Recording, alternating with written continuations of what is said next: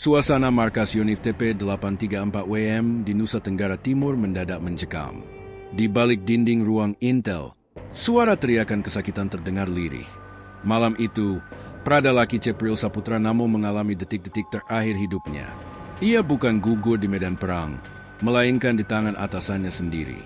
Pukulan demi pukulan, tendangan, dan cambukan menghantam tubuhnya tanpa ampun. Tak ada yang berani menolong. Tak ada yang berani melawan. Hingga akhirnya, tubuh muda itu tak lagi bergerak. Beberapa hari kemudian, Pradalaki dinyatakan meninggal dunia di RSUD Air Ramo. Kini, kasus tersebut menyeret Letu Ahmad Faisal, perwira yang seharusnya melindungi anak buahnya, menjadi terdakwa utama di Pengadilan Militer 315 Kupang. Sidang pun mengungkap fakta-fakta mengejutkan tentang kekerasan brutal di dalam lingkungan militer yang selama ini tertutup rapat dari publik. Selamat datang dan kembali lagi di channel Bicara Saja. Mari kita lanjut ceritanya. Malam di Embai, Kabupaten Nagekio, Nusa Tenggara Timur, seolah sunyi tanpa suara. Namun di balik kesunyian itu, di sebuah markas militer yang berdiri kokoh di tepi jalan utama, tersimpan tragedi kelam yang tak seharusnya terjadi di antara mereka yang berseragam loreng. Namanya Pradalaki Cepril Saputra Namo, prajurit muda yang baru beberapa bulan mengenakan seragam hijau kebanggaan TNI Angkatan Darat. Ia dikenal ramah, disiplin, dan jarang melawan perintah atasan. Tapi siapa sangka, perjalanan dinasnya di Yonif TP834WM justru berakhir tragis di tangan orang yang seharusnya melindunginya. Hari itu, 5 Agustus 2025, sekitar pukul 8 malam, suasana di markas tampak normal. Namun di ruang staf Intel, ketegangan menguap seperti udara panas di atas lantai semen. Beberapa prajurit berkumpul. Di tengah ruangan, tampak sosok Letu Ahmad Faisal, perwira muda yang dikenal keras dan tegas terhadap anak buahnya. Laki dipanggil masuk. Wajahnya pucat. Ia tak tahu kesalahannya apa. Pintu ruang Intel tertutup rapat. Sejak saat itu, suara bentakan dan teriakan mulai terdengar. "Siap salah apa, Pak?" Suara laki lirih. Tak ada jawaban lembut, yang datang justru tamparan keras menghantam pipinya. Kemudian disusul tendangan di perut. Tubuhnya terpelanting. Cambuk dari tali komando mengenai punggungnya, berkali-kali, hingga kulitnya robek.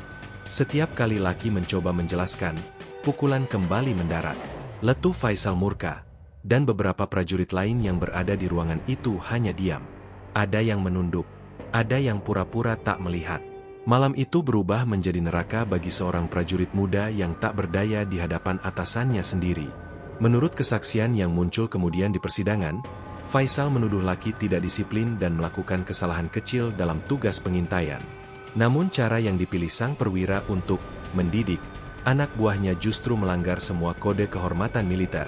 Prajurit itu harus ditempa, bukan disiksa, kata auditor militer, Letkol CHK Yusdarto, dalam sidang di Pengadilan Militer 315 Kupang, 27 Oktober 2025. Kata-kata itu menggema di ruang sidang, menggambarkan betapa parahnya penganiayaan yang dialami laki. Setelah berjam-jam penyiksaan, tubuh laki nyaris tak bergerak. Napasnya tersengal, darah mengalir dari hidung dan mulut. Tapi tak ada yang berani membawanya ke rumah sakit malam itu. Ia baru dibawa ke RSUD Air Ramo keesokan paginya, terlambat. Para perawat mencatat luka di sekujur tubuh, lebam di dada, punggung, tangan, kaki, bahkan bekas sabetan di wajah. Ini luka akibat benda tumpul dan cambukan keras, begitu laporan medisnya. Laki sempat sadar sebentar, menatap petugas medis dengan mata yang nyaris tertutup bengkak. "Aku disiksa, Bu, di ruang Intel," bisiknya lemah, sebelum akhirnya tak sadarkan diri lagi. Pada 6 Agustus 2025, pukul 3.45 dini hari, Pradalaki dinyatakan meninggal dunia. Berita kematiannya cepat menyebar di kalangan prajurit. Ada yang terdiam, ada yang marah, dan ada pula yang takut karena tahu apa yang sebenarnya terjadi malam sebelumnya. Tapi di lingkungan militer, diam seringkali dianggap lebih aman daripada bicara. Beberapa hari kemudian, keluarga laki di kampung halaman menerima kabar duka. Mereka tak percaya. Anak mereka dikatakan meninggal karena sakit. Tapi saat jenazah tiba di rumah duka, sang ibu menjerit. Tubuh anaknya penuh lebam. "Ini bukan sakit, ini disiksa," katanya dengan tangis mengguncang. Jeritan itu terdengar sampai keluar rumah, membuat para tetangga berkumpul, bertanya-tanya apa sebenarnya yang terjadi di markas Yonif TP834WM. Kematian Pradalaki akhirnya menarik perhatian publik setelah beberapa prajurit diam-diam melapor kepada penyidik polisi militer. Dari penyelidikan itulah nama Letu Ahmad Faisal mencuat sebagai pihak yang paling bertanggung jawab atas kekerasan malam itu. Auditor militer pun menetapkan Faisal sebagai terdakwa utama, bukan hanya karena ikut memukul, tetapi juga karena membiarkan kekerasan itu terjadi tanpa mencegah atau menghentikannya. Dalam dakwaan yang dibacakan di Pengadilan Militer Kupang, Letkol CHK Yusdarto menegaskan, tindakan terdakwa tidak hanya mencederai hukum disiplin militer, tapi juga mencoreng kehormatan TNI sebagai penjaga rakyat. Korban diperlakukan secara brutal, tidak manusiawi, dan dibiarkan tanpa pertolongan hingga meninggal dunia. Kalimat itu membuat ruang sidang hening. Beberapa keluarga korban yang hadir menunduk, sebagian menangis. Bagi mereka, sidang ini bukan sekadar mencari siapa yang salah, tapi menuntut keadilan atas nyawa seorang anak muda yang mati sia-sia di bawah komando yang salah arah. Kini, kasus ini menjadi ujian besar bagi institusi militer. Apakah keadilan benar-benar ditegakkan di dalam seragam loreng itu, atau justru terkubur bersama diamnya para saksi di ruang intel malam itu? Sementara itu, di sudut markas Yonif TP834WM, ruang intel yang pernah menjadi tempat penyiksaan itu kini tampak sepi. Kursi, meja, dan temboknya masih berdiri, tapi bagi mereka yang tahu kisahnya, ruangan itu sudah berubah menjadi saksi bisu penderitaan Pradalaki. Tanggal 27 Oktober 2025, Pengadilan Militer 315 Kupang tampak lebih ramai dari biasanya. Di luar gedung, sejumlah prajurit berseragam loreng berdiri tegak. Sebagian dari mereka adalah rekan-rekan mendiang Pradalaki Cepril Saputra Namo, yang datang diam-diam untuk menyaksikan jalannya persidangan. Udara Kupang pagi itu terasa panas dan kering, tapi suasana di dalam ruang sidang jauh lebih menyesakan. Di kursi terdakwa duduk Letu Ahmad Faisal, perwira muda yang kini kehilangan seluruh wibawa militernya. Seragam hijau yang dulu menjadi simbol kehormatan kini justru menjadi beban berat di pundaknya. Di hadapannya, Auditor Militer Letkol CHK Yusdarto berdiri tegak, membacakan dakwaan dengan suara tegas dan bergetar oleh emosi. Bahwa terdakwa, selaku perwira aktif di Yonif TP834WM, telah melakukan tindakan kekerasan fisik terhadap bawahannya, Pradalaki Cepril Saputra Namo, dengan cara memukul, menendang, dan mencambuk secara berulang hingga korban mengalami luka serius dan meninggal dunia. Kalimat demi kalimat dakwaan dibacakan tanpa jeda panjang. Setiap detail luka yang dialami korban diuraikan satu persatu, dari lebam di dada, luka robek di punggung, hingga patah tulang rusuk. Ruangan hening. Suara pendingin ruangan yang berdengung samar terdengar lebih keras dari napas para hadirin. Di bangku belakang, duduk keluarga korban, ayah, ibu, dan kakak perempuan laki. Wajah mereka tegang, menahan air mata. Sesekali sang ibu menggenggam erat foto anaknya yang dipasang di bingkai sederhana. "Ini anak saya," bisiknya lirih. "Dulu dia ingin membanggakan kami, sekarang kami hanya menuntut kebenaran." Ketika tiba giliran saksi pertama, suasana makin menegangkan. Yang dipanggil adalah seorang prajurit muda bernama Pratu M, rekan satu batalion dengan korban. Ia tampak gugup, tangannya bergetar saat mengucap sumpah. Awalnya ia tampak ragu, tapi setelah dorongan dari auditor, suaranya mulai tegas. "Saya ada di dekat ruang intel malam itu, Pak." Saya dengar suara teriakan, suara Pradalaki. Dia minta ampun. Saya juga dengar suara cambukan dan bentakan keras dari dalam. Saya tahu itu suara Letu Faisal. Auditor menatap saksi tajam. "Apakah kamu melihat siapa saja yang berada di dalam ruangan selain terdakwa?" Saksi terdiam beberapa detik, lalu menjawab pelan. "Ada beberapa orang staf intel, tapi saya tidak berani sebut nama. Kami takut, Pak, karena waktu itu kami diperintahkan diam." Suara lirih itu membuat ruang sidang terasa semakin dingin. Di sudut ruangan, beberapa prajurit yang duduk sebagai penonton saling pandang, sebagian menunduk dalam diam. Kebenaran mulai menembus dinding ketakutan yang selama ini membungkam mereka. Kemudian, saksi lain dipanggil, Serda A, salah satu staf yang ikut berada di markas malam kejadian. Ia awalnya mencoba menutupi, menyebut bahwa pemukulan itu hanyalah pendisiplinan ringan. Namun ketika auditor menunjukkan foto hasil visum dan bukti luka di tubuh korban, nada suaranya mulai berubah. Saya melihat Letu Faisal memukul dengan tangan dan kaki. Pak, laki sempat jatuh. Saya juga lihat beliau ambil tali komando dan mencambuk punggungnya. Kami tidak berani hentikan karena beliau perwira kami. Sontak ruang sidang bergetar oleh bisik-bisik. Hakim ketua memukul palu, meminta ketenangan. Namun ketenangan itu hanya di permukaan. Di baliknya, semua orang tahu, kebenaran yang selama ini disembunyikan mulai pecah satu persatu. Ketika diminta menanggapi, Letu Faisal hanya menunduk. Dengan suara berat, ia berkata, "Saya tidak bermaksud membunuh, Yang Mulia. Saya hanya ingin mendisiplinkan. Kalau benar dia meninggal karena tindakan saya siap bertanggung jawab." Ucapan itu seolah ingin menunjukkan penyesalan, tapi bagi keluarga korban, tak ada kata yang cukup untuk menebus nyawa seorang anak. Hakim Ketua, Kolonel CHK Sugiarto, lalu menegaskan, militer adalah kehormatan. Bila prajurit disiksa oleh komandannya sendiri, kehormatan itu hancur. Persidangan ini bukan hanya soal kesalahan pribadi, tapi juga soal moral dan kemanusiaan. Auditor pun menambahkan dengan tegas, tidak ada alasan pembenaran untuk kekerasan. Pendidikan militer tidak pernah mengajarkan untuk memukul bawahannya sampai mati. Sementara di luar gedung sidang, suasana semakin ramai. Beberapa wartawan berusaha mengambil gambar Faisal yang dikawal keluar oleh petugas polisi militer. Wajahnya datar, tapi sorot matanya kosong, seperti seseorang yang menyadari hidupnya tak akan pernah sama lagi. Sidang hari itu ditutup dengan keputusan untuk melanjutkan pemeriksaan saksi-saksi tambahan, termasuk dokter rumah sakit yang merawat laki sebelum meninggal, dan prajurit lain yang diduga ikut berada di ruang intel malam kejadian. Namun satu hal sudah jelas, rantai kekerasan itu mulai terkuak. Di barak Yonif TP834WM, beberapa prajurit yang dulu menutupi kasus itu kini hidup dalam ketakutan. Mereka tahu, kebenaran akan terus bergulir, dan tak bisa lagi disembunyikan di balik tembok markas. Nama Pradalaki kini disebut dengan rasa hormat dan sesal. Ia menjadi simbol, korban dari kekerasan yang seharusnya tak pernah ada di tubuh militer yang menjunjung kehormatan. Di akhir sidang, Ibunda Laki berjalan pelan keluar ruang peradilan. Tangannya gemetar memegang foto anaknya. "Semoga pengadilan ini adil," katanya lirih. "Saya tidak mau balas dendam. Saya cuma mau tahu kenapa anak saya diperlakukan seperti binatang." Dan di langit sore Kupang yang mulai memerah, langkahnya tertatih namun tegas. Ia membawa harapan terakhir, agar keadilan untuk Pradalaki benar-benar ditegakkan, bukan hanya jadi berita sesaat di balik seragam loreng yang mulai ternoda.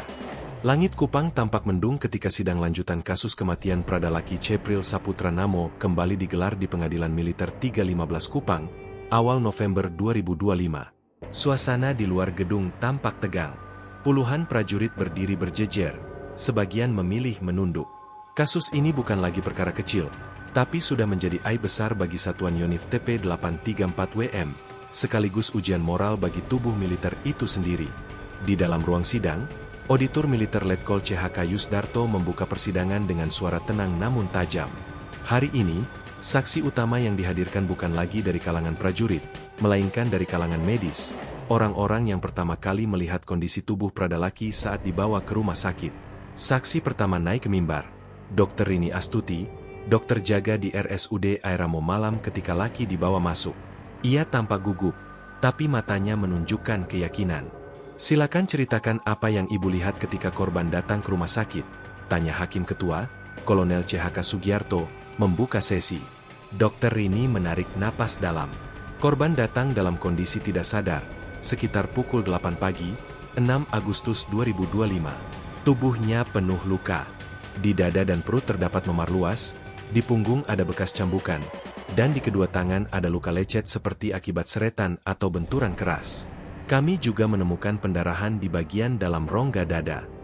Suara Rini sempat bergetar, tapi ia melanjutkan dengan tegas. Secara medis, luka-luka ini tidak mungkin disebabkan oleh satu benturan ringan atau jatuh. Ini akibat kekerasan berulang, dilakukan dalam waktu lama. Ruangan mendadak hening. Semua mata tertuju pada kursi terdakwa, tempat Letu Ahmad Faisal duduk diam menunduk. Ia tak bereaksi, hanya menggenggam kedua tangannya di atas meja. Auditor kemudian menunjukkan lembar visum et repertum, laporan resmi pemeriksaan jenazah yang menjadi bukti penting. Kertas itu sudah menguning di pinggirnya, tapi isi laporannya begitu jelas. Patah 2 tulang rusuk bagian kiri, luka lebam di wajah, rahang, dan dada. Luka sayat sepanjang 10 cm di punggung, akibat benda tajam lentur. Pendarahan otak akibat benturan keras di bagian belakang kepala. Dokter Rini membenarkan isi laporan itu. Kami berusaha memberikan pertolongan maksimal, tapi kondisinya sudah sangat lemah. Korban sempat sadar sebentar dan berbisik, katanya dia dipukul di ruang intel. Kata, ruang intel, langsung membuat suasana sidang menegang. Beberapa hadirin menatap satu sama lain, seolah kata itu menyimpan rahasia kelam yang selama ini dikunci rapat di dalam markas. Hakim ketua lalu menegaskan, keterangan medis ini memperkuat dugaan bahwa korban disiksa secara brutal. Tidak ada justifikasi apapun untuk luka seperti ini dalam proses latihan atau pendisiplinan militer. Selanjutnya, auditor menghadirkan saksi kedua, perawat bernama Lilis Anggraini, yang juga bertugas malam itu. Ia tampak menahan air mata ketika menceritakan detik-detik terakhir Prada Laki. Saya yang membersihkan tubuhnya dari darah kering. Pak, waktu itu dia menggigil dan terus memanggil ibunya. Dia bilang, saya cuma nurut. Bu, saya nggak salah. Kalimat itu terus diulang sampai akhirnya dia pingsan dan tidak bangun lagi. Tangisan lirih terdengar dari bangku belakang. Sang ibu korban tak sanggup menahan emosi.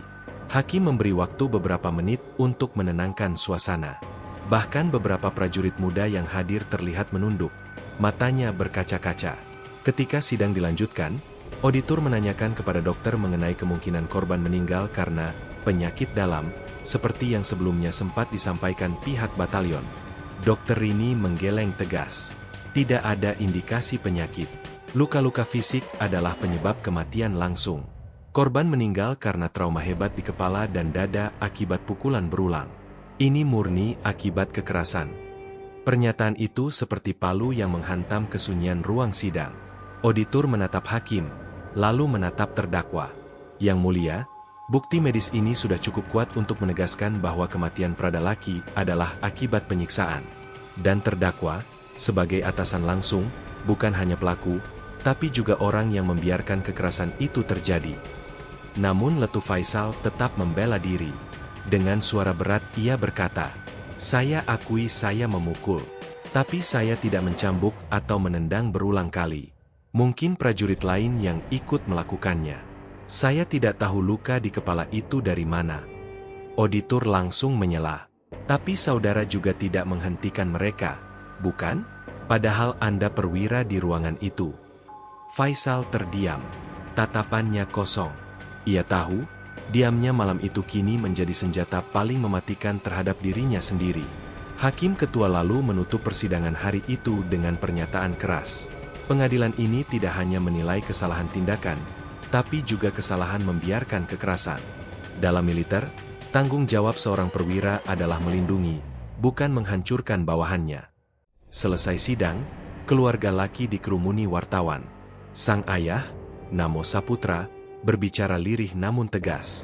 Saya tahu tidak semua TNI seperti itu, tapi anak saya mati karena seseorang menyalahgunakan pangkatnya. Saya ingin keadilan, bukan belas kasihan. Sore itu, ketika matahari perlahan tenggelam di ufuk barat Kupang, bayangan gedung pengadilan militer memanjang di jalan. Kasus Prada Laki kini bukan hanya tentang satu nyawa, tapi tentang luka yang lebih besar. Luka di tubuh militer yang masih menutup diri dari kebenaran. Dan di ruang sidang itu, di antara tumpukan berkas dan foto visum, satu nama terus bergema dalam diam. Prada Laki Cepril Saputra Namo, prajurit muda yang mati bukan karena perang, tapi karena kekerasan di tangan saudaranya sendiri. Hari itu, 10 November 2025, Pengadilan Militer 315 Kupang kembali dipadati puluhan prajurit. Beberapa wajah tampak tegang, sebagian lagi menunduk dalam diam. Sidang kali ini disebut-sebut sebagai yang paling penting, karena menghadirkan saksi dari kalangan internal Yonif TP834WM sendiri. Mereka adalah orang-orang yang berada di markas pada malam penyiksaan Prada Laki. Di kursi saksi pertama duduk Prada R, prajurit muda dengan wajah pucat dan sorot mata gelisah. Ia sudah 2 kali dipanggil sebelumnya, namun baru hari ini bersedia berbicara setelah mendapat jaminan perlindungan saksi dari auditor. Tangannya bergetar saat mengucap sumpah di depan hakim. Saya bersumpah akan mengatakan yang sebenarnya, tanpa menambah atau mengurangi, ucapnya pelan. Auditor Militer Letkol CHK Yusdarto mendekat dan membuka dengan pertanyaan lembut namun tegas. Saudara Prada R, apakah saudara berada di markas pada malam tanggal 5 Agustus 2025? Iya, Pak. Saya piket di depan ruang Intel malam itu. Suara Prada R bergetar, tapi ia melanjutkan. Sekitar jam 8, Prada Laki dipanggil masuk ke ruang Intel oleh Letu Faisal. Setelah itu, pintu ditutup. Tidak lama kemudian saya dengar suara bentakan keras, lalu suara pukulan. Beberapa kali. Hakim menatapnya tajam. Apakah saudara melihat siapa saja yang ada di dalam ruangan? Prada R terdiam sejenak, lalu menjawab. Saya lihat Letu Faisal masuk duluan. Setelah itu ada dua staf Intel lain, Serda A dan Pratu F. Saya sempat mendengar suara Faisal berteriak, "Kau tidak disiplin." Lalu ada suara cambukan seperti tali mengenai kulit. Ruang sidang langsung riuh. Beberapa keluarga korban menahan napas. Auditor melanjutkan. Apakah saudara tahu berapa lama suara itu berlangsung? Sekitar 1 jam lebih. Pak, Prada Laki sempat menjerit minta ampun. Tapi tidak ada yang keluar. Kami semua takut mendekat karena ruangan itu wilayah perwira. Di bangku belakang, Letu Faisal menatap lurus ke depan. Wajahnya datar, tapi dari gerakan tangannya yang mengeratkan genggaman, tampak jelas ia gelisah. Saksi berikutnya, Pratu F, naik ke mimbar dengan langkah berat. Ia adalah salah satu orang yang disebut berada di dalam ruangan saat kejadian. Awalnya ia enggan bicara, tapi setelah hakim menegaskan ancaman hukum bagi saksi palsu, ia mulai membuka mulut. Saya ada di ruangan itu, Yang Mulia.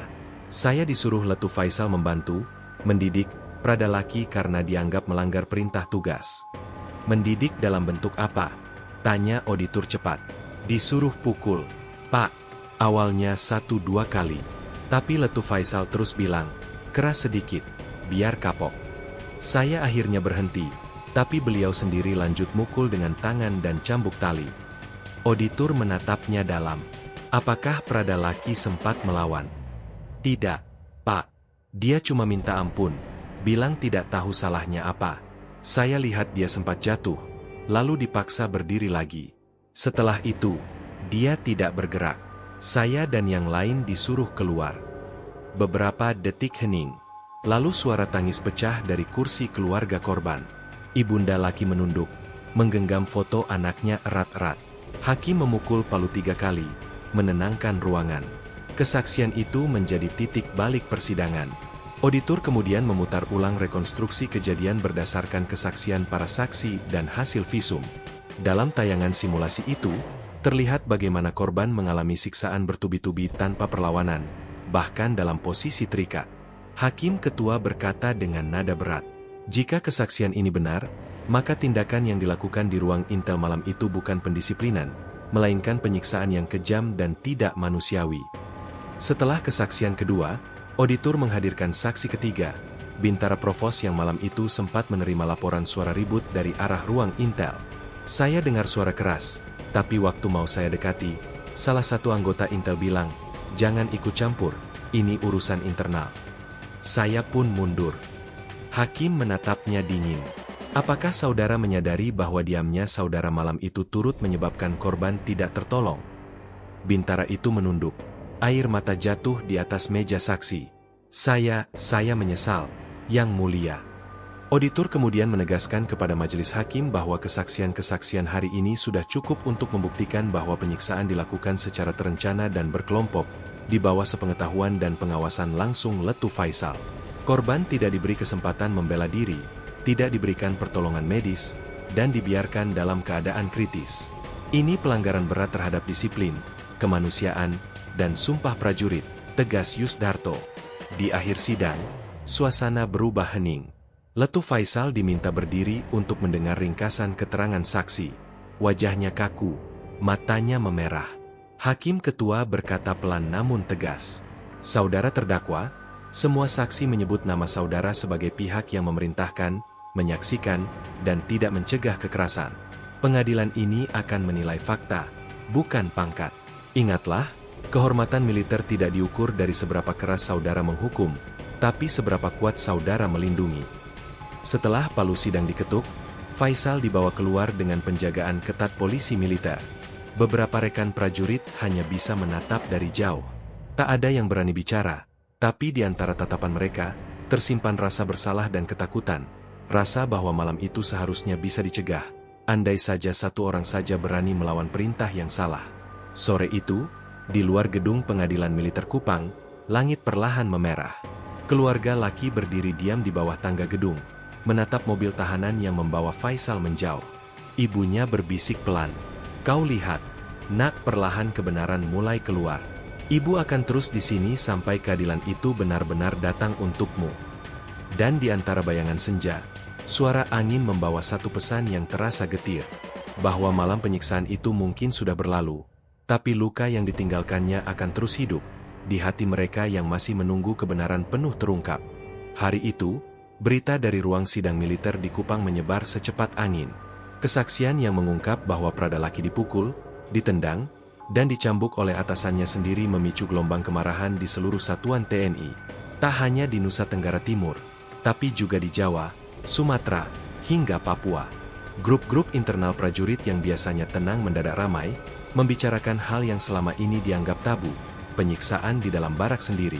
Sore hari setelah sidang, di markas besar Yonif TP834WM, suasana mencekam. Para prajurit diperintahkan berkumpul di lapangan tengah. Komandan batalion yang baru ditunjuk, Mayor Infantri Satria Nugraha, berdiri di podium dengan wajah kelam. Ia tahu, seluruh sorot mata di depannya menuntut penjelasan. "Saya tahu kalian semua mendengar apa yang terjadi di sidang tadi." Suaranya berat namun bergetar menahan emosi. "Sebagai prajurit, kita dilatih untuk patuh. Tapi bukan berarti kita menutup mata pada ketidakadilan. Saya ingin menegaskan, apapun pangkatnya, siapapun orangnya, jika terbukti menyiksa prajurit, dia bukan lagi bagian dari kehormatan TNI." Sorak kecil muncul di antara barisan, tapi segera terdiam. Bagi banyak prajurit, ucapan seperti itu jarang terdengar dari atasan. Biasanya kasus internal disapu bersih, dikubur di balik istilah pembinaan internal. Namun kali ini berbeda. Nama Prada laki sudah terlanjur mengguncang sistem. Sementara itu, di sisi lain Kupang, tim penyidik polisi militer Angkatan Darat, Pomat, melakukan pemeriksaan lanjutan di ruang intel tempat laki terakhir terlihat hidup. Di ruangan berukuran 4x5 meter itu, dindingnya masih tampak bercak samar berwarna kecoklatan di beberapa sisi. Meja kayu lapuk di tengah ruangan dikelilingi 3 kursi besi. Seorang penyidik muda mencatat setiap detail, sementara kamera dokumentasi mengabadikan setiap sudut. "Pak, lihat ini," ucap seorang anggota tim sambil menunjukkan tali nilon berwarna hitam di sudut ruangan. "Sama persis seperti bekas luka di punggung korban," jawab penyidik senior. "Kita bawa sebagai barang bukti." Barang-barang itu kemudian dimasukkan ke kantong bukti. Di luar gedung, beberapa wartawan sudah menunggu, berusaha menangkap gambar lewat sela pagar. Seorang anggota TNI yang berjaga hanya bisa berkata pelan, "Jangan rekam, ini area tertutup." Namun publik sudah tahu. Video amatir yang menampilkan kesaksian Prada R dan Pratu F di sidang hari sebelumnya sudah viral di media sosial. Tagar keadilan untuk laki mulai trending di platform X dan TikTok. Banyak mantan prajurit yang akhirnya bersuara, mengaku pernah mengalami hal serupa di masa lalu, tapi memilih diam karena takut. Di Jakarta, markas besar TNI menggelar rapat darurat. Jenderal-jenderal tinggi duduk melingkar di ruang rapat tertutup. Di tengah meja, laporan hasil sidang dan bukti awal penyidikan terbuka lebar. Salah satu pejabat tinggi menatap layar dengan wajah keras. "Kasus ini sudah keluar dari kendali. Kita tidak bisa lagi hanya menyebutnya pelanggaran disiplin. Ini pelanggaran HAM internal. Publik sudah mencium darah," timpal pejabat lain. "Kalau kita tidak bertindak, kepercayaan terhadap institusi akan runtuh." Malam itu juga, Komando Daerah Militer 9 Udayana mengeluarkan perintah resmi. Semua personel yang disebut dalam kesaksian, termasuk Letu Faisal, Serda A, dan Pratu F, ditahan sementara untuk pemeriksaan mendalam oleh Denpom. Ketika kabar penahanan itu sampai ke keluarga Prada laki, ibunya hanya bisa menangis pelan di pelukan saudaranya. Bukan soal balas dendam, "Nak, ibu cuma ingin tahu, kenapa anakku diperlakukan seperti bukan manusia." 2 hari kemudian, suasana di pengadilan militer Kupang kembali bergemuruh. Letu Faisal kini duduk di kursi terdakwa dengan wajah lebih pucat dari sebelumnya. Tidak ada lagi ekspresi keras atau tatapan dingin. Ia tampak lelah, seperti menanggung beban yang terlalu berat. Hakim membuka sidang dengan membacakan hasil penyelidikan Denpom. Ditemukan bukti fisik berupa tali cambuk, sandal militer yang sesuai dengan pola memar di tubuh korban, serta sidik jari pada meja ruang intel yang menunjukkan posisi laki saat dipukul. Suara di ruang sidang hening. Auditor kemudian menambahkan, korban mengalami luka akibat benda tumpul dan benda fleksibel berkali-kali, terutama di bagian punggung, perut, dan wajah. Kematian disebabkan trauma berat akibat benturan dan kekerasan fisik berkepanjangan. Hakim menatap Faisal. "Saudara terdakwa, apakah masih ingin menyangkal keterlibatan saudara?" Faisal menunduk. Suara lirih keluar dari bibirnya, nyaris tak terdengar. Saya hanya ingin mendisiplinkan dia, Yang Mulia. Tapi, saya kehilangan kendali." Beberapa orang di ruang sidang menahan napas. Ibunda laki menutup wajahnya dengan tangan. Hakim lalu menegaskan, tindakan yang dilakukan bukan disiplin, melainkan penyiksaan. Dalam militer, ketaatan memang mutlak. Tapi kekerasan yang menghilangkan nyawa prajurit sendiri, adalah pengkhianatan terhadap Sumpah Sabta Marga. Palu diketuk 3 kali. Sidang diskors untuk putusan akhir minggu depan. Namun bahkan sebelum palu terakhir berhenti bergetar, publik sudah bergerak. Ratusan komentar dukungan mengalir di media sosial untuk keluarga Pradalaki. Para aktivis HAM mendesak pemerintah agar memastikan keadilan tak berhenti di pengadilan militer, melainkan juga di ruang publik, agar peristiwa seperti ini tidak terulang pada prajurit lain yang tak bersalah. Dan di tengah semua itu, di barak-barak kecil penjuru negeri, ada banyak prajurit muda yang malam itu tidak bisa tidur. Mereka menatap langit malam, memikirkan satu hal. Apakah mereka juga akan berakhir seperti laki? Jika suatu hari kelak mereka menentang perintah yang salah? Langit Kupang malam itu tampak pekat, seolah menyimpan rahasia kelam yang baru saja mulai terungkap. Tapi untuk pertama kalinya, di balik gelap itu ada cahaya kecil. Harapan bahwa keadilan di tubuh TNI, meski lambat, akhirnya mulai hidup.